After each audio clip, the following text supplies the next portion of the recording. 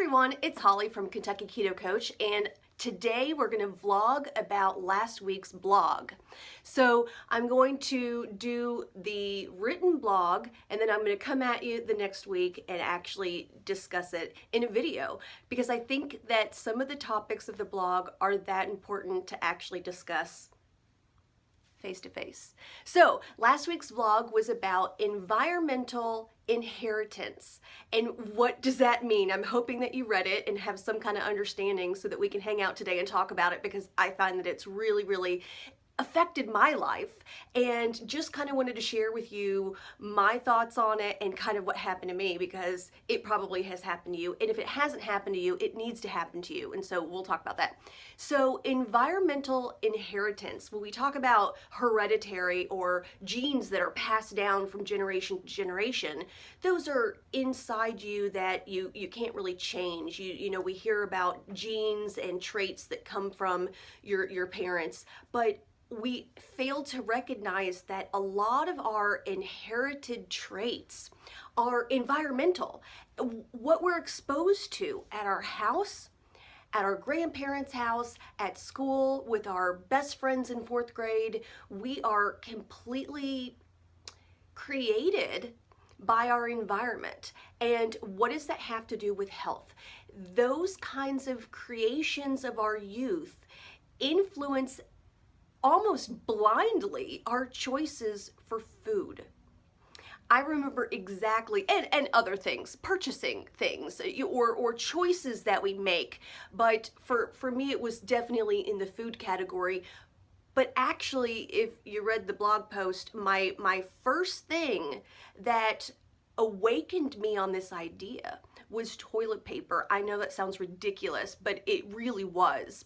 When we're creatures of habit and we in the grocery store and you just start putting things in your cart that subconsciously we just saw our parents do, or whoever our parental figure might have been. Maybe you shopped with your grandma or an aunt or a sister, and they just start reaching for these things and putting them in their cart kind of blindlessly or mindlessly. And I remember I might have been 18 or 19. I had gotten my first apartment completely out on my own and had to go grocery shopping and kind of stock up on some, toiletries and necessary things.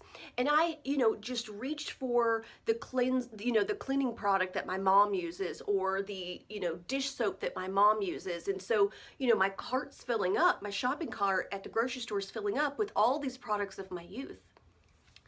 And I got to the toilet paper aisle and I just reached for whatever toilet paper my mom uses. I don't even remember now. I'm 44. That was a long time ago. So this is strange to say, but that is exactly the moment that it dawned on me that I don't have to buy that toilet paper.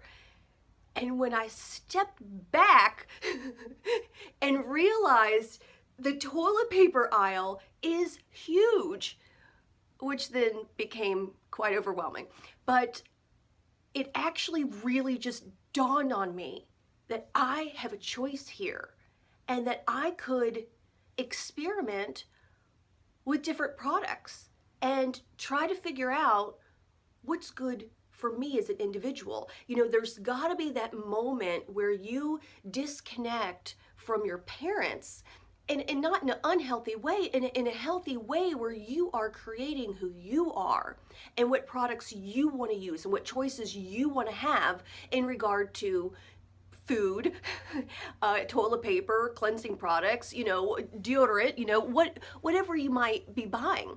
And it's just funny, it opened up a whole idea for me, a whole world for me of making my own choices and kind of navigating through the life journey of who am I?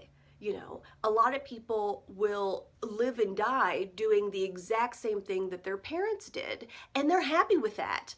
But that doesn't mean that it's always the healthy choice.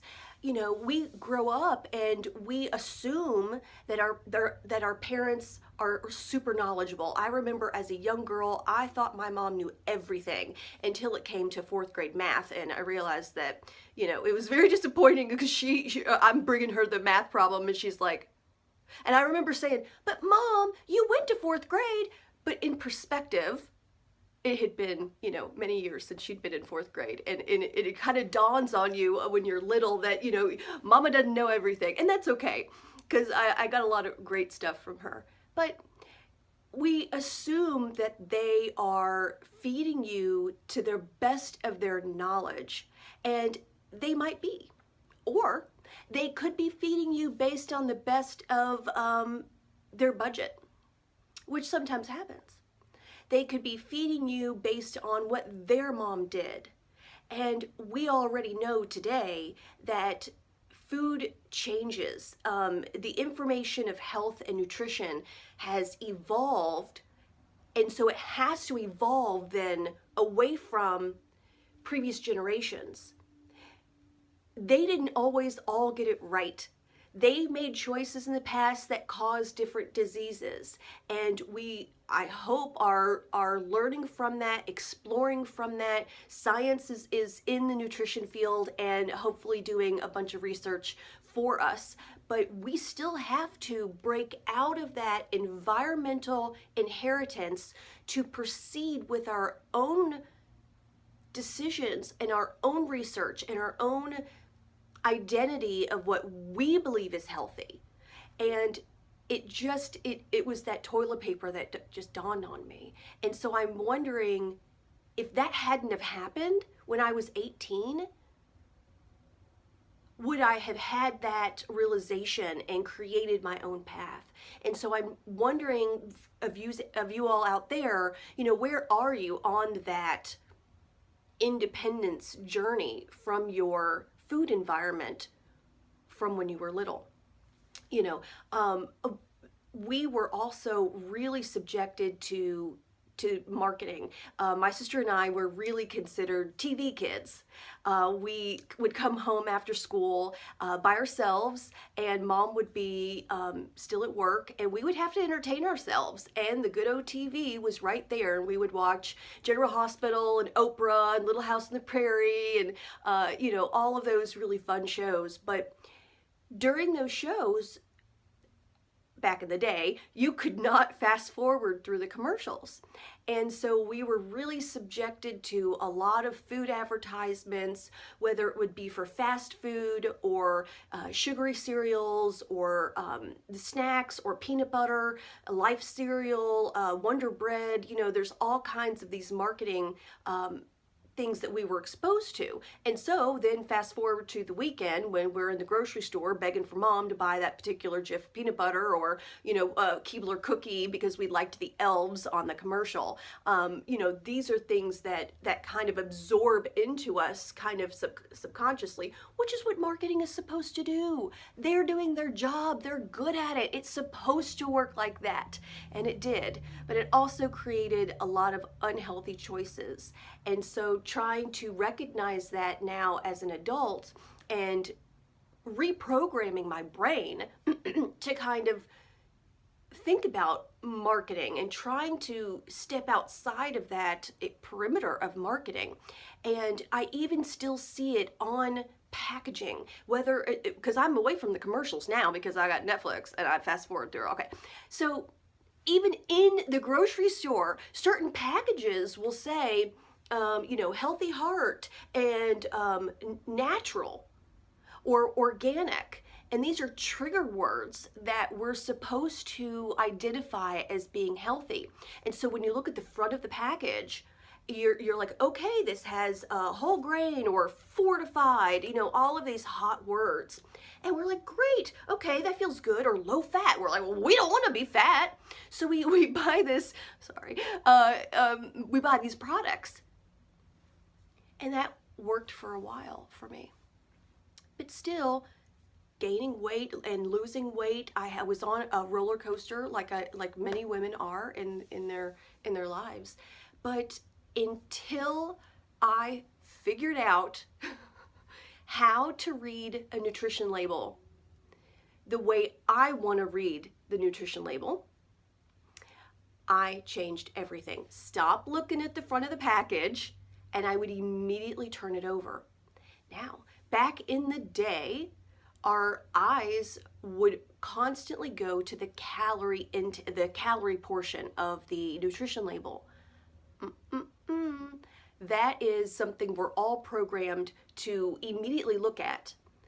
Now, for the past 2 years, not at all. I don't look at the calorie portion of the food label at all. If you're here on my website, KentuckyKetoCoach.com, I do have an ebook that I break down what I look at on the nutrition label. This video is not about how to read a nutrition label, but I just wanted to bring this in because now going through the grocery store, I am armed with information on how to actually make healthy choices for me independently based on my beliefs, my diet, my choices, and my health. So I'm going to wrap this up and just want you to explore these things that might have been an influence when you were growing up, and maybe going forward kind of learning how to reprogram your brain or strike up your independence when you're in the grocery store and read the label, figure out what you want to take home, figure out what kind of environment that you're creating maybe for your spouse, your kids, your grandkids. You know, what are you passing on? Be very aware of what you're saying without even opening your mouth. So thanks for hanging out with me today, and I will see you in 2 weeks. Bye.